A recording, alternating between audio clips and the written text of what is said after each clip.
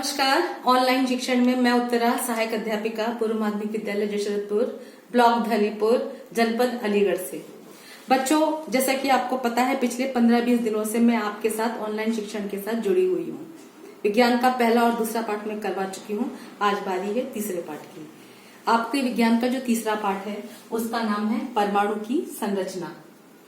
आज इस पाठ में मैं सिर्फ 4 बिंदुओं पर आपसे बात करूंगी। वो 4 बिंदु कौन कौन से हैं? देखिए इधर।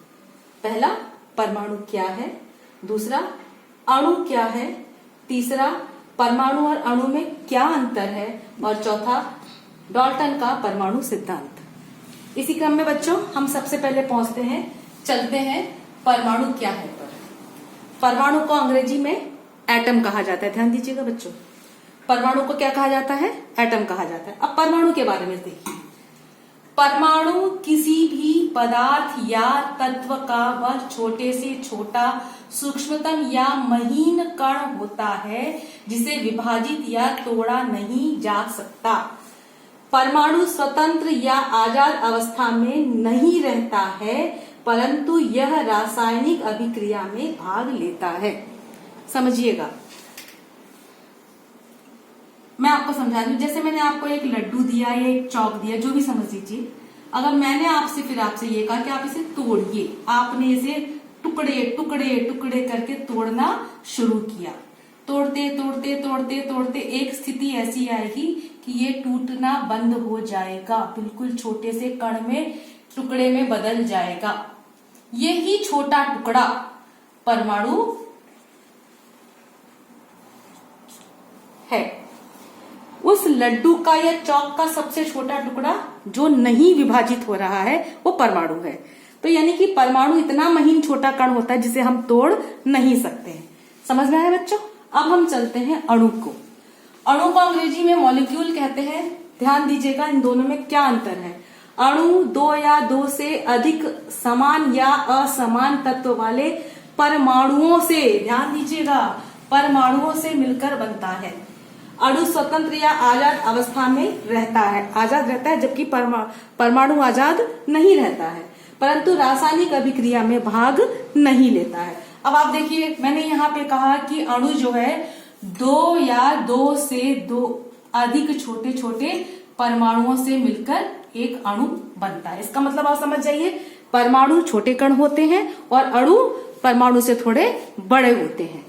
इन दोनों को और अच्छी तरह से समझाने के लिए मैं दोनों का अंतर बताती हूँ आपको। ध्यान दीजिए, इसमें मैंने लिखा है परमाणु और अणु में अंतर। एक तरफ मैंने परमाणु लिखा है, एक तरफ अणु लिखा है। पहला पॉइंट आपसे क्या कह रहा है? परमाणु किसी भी पदार्थ का सूक्ष्मतम कण होता है। सत्य है, मैंने आपको बताया था अभी। आप जानते हैं कि परमाणु किसी भी पदार्थ का सबसे छोटा या महीन कण होता है। अणु भी पदार्थ का सूक्ष्मतम कण होता है, ये भी बता चुके हैं, आप जानते हैं।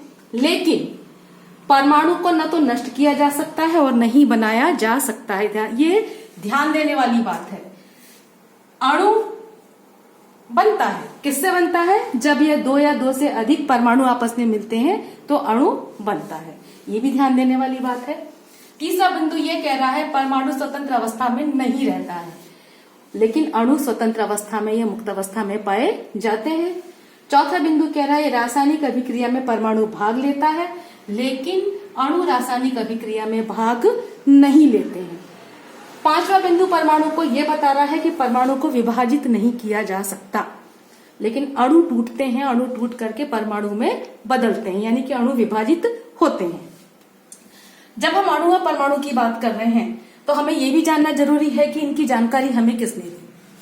बताया जाता है कि जॉन डाल्टन एक ब्रिटिश वैज्ञानिक थे जिन्होंने सन 1808 में द्रव्य संरचना पर अध्ययन करते हुए ये बताया कि प्रत्येक पदार्थ सूक्ष्म कणों से मिलकर बनते हैं और जिसे परमाणु कहते हैं।